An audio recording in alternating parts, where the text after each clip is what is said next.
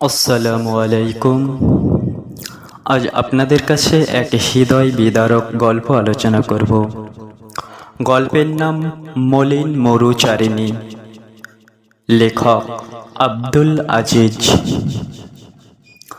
হযরত ওমর রাদিয়াল্লাহু তাআলা আনহু একদিন সিংহাসনে বসে আছেন। এমন সময় খুব সকালবেলায় একজন সাধারণ মহিলা রাজসভায় উপস্থিত হয়ে বলছে, আমি ভুল করেছি, আমায় ক্ষমা করুন, আমায় মাফ করুন।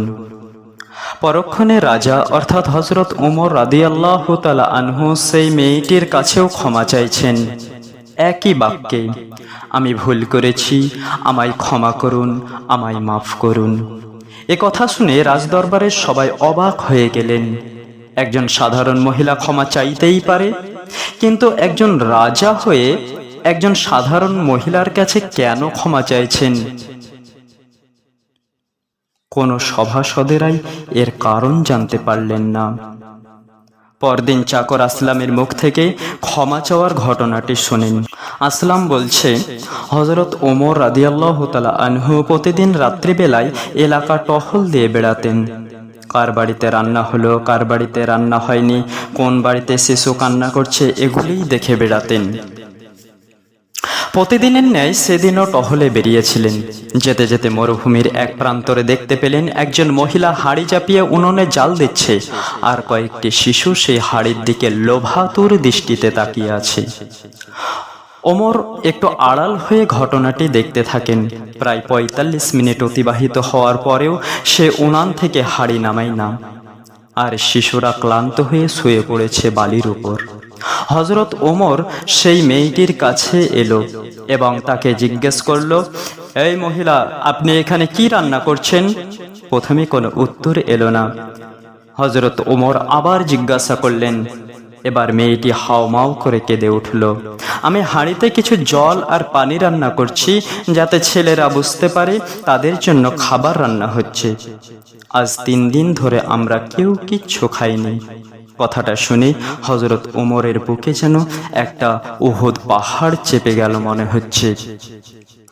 হযরত ওমর অনুদাফ করে বলতে লাগলেন, প্রতিদিন কে খায়নি, কে কান্না করছে, এই খোঁজই নিতে বের হয়, আর এরা ৩ দিন অভুক্ত, তাদের জন্য আমি খোঁজ নিতে পারিনি। এই কথা ভেবে আরো কষ্ট হতে লাগলো। ওমর আসলামকে বললেন, চলো এখনই বাইতুল মাল থেকে কিছু আটা, কিছু তেল, কিছু ঘি আর খেজুর নিয়ে আসি। খাবারগুলো নিয়ে যখন আসলাম বললেন যে আমার পিঠে চাপিয়ে দেন হুজুর, আমি এগুলো নিয়ে যাই।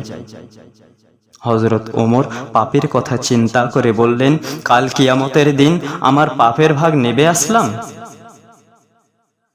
আসলামকেই বললেন, আমার পিঠে চাপিয়ে দাও, আমি এগুলো নিয়ে যাব। এবং হযরত ওমর রাদিয়াল্লাহু তাআলা আনহু সেই খাবারগুলো মরুভূমির দিকে নিয়ে গেলেন। মরুভূমিতে সেগুলি নিয়ে গিয়ে মহিলাটি রুটি বানিয়ে দিল আর ওমর সেঁকে দিলেন। তারপর বাচ্চাগুলিকে ডেকে রুটি খাওয়ানো হলো। খাওয়ার পর তারা এত আনন্দ করতে লাগলো যেন মরুভূমিতে আনন্দের হাট বসেছে। এবার ওমর বলছেন, আমার বুকে যে উহুদ পাহাড়টি চেপেছিল সেটি যেন ধীরে ধীরে নামতে লাগলো। মহিলাটি বলছে, আমরা বেশ কদিন ধরে আমাদের রাজা হযরত ওমরের দরবারে যাওয়ার চেষ্টা করছি, কিন্তু যেতে পারছি না। হযরত ওমর এত বদমাশ রাজা, এত খারাপ, এত দুশ্চরিত্র যেন পৃথিবীতে একটাও হয় না। এ কথা শোনার পরেও রাগী ওমর রাগ সামলে নিলেন। এরপর মহিলাটি বলছে, ওমর বাদশাহ না হয়ে যদি আপনি বাদশাহ হতেন তাহলে আমাদের এবং দেশে কত ভালো হতো। আপনার মতো মানুষ পৃথিবীতে আর দ্বিতীয় নেই।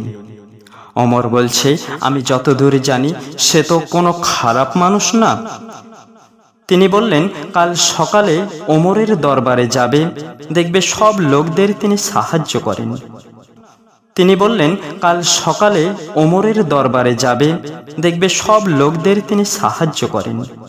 তারপর দিন রাজসভায় গিয়ে দেখেন গতকাল রাত্রে ছদ্মবেশে যে ছিলেন তিনিই সিংহাসনে বসে আছেন।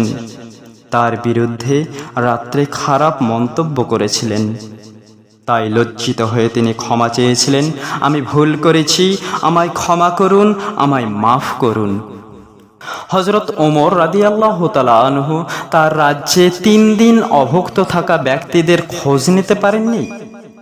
তাই তিনিও মহিলাটির কাছে খোঁজ না নিতে পাওয়ার জন্য ক্ষমা চেয়েছিলেন এবং বলেছিলেন, আমি ভুল করেছি, আমায় ক্ষমা করুন, আমায় মাফ করুন।